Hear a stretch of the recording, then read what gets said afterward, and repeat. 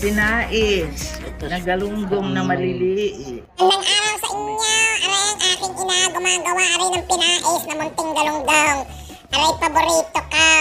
Ayaw silang dalawa ng ate ko. Ang gumagawa yung panganay namin. Kainaman na. Ay hindi mawawalan kami na laan. Ay maritisang tunay na tunay.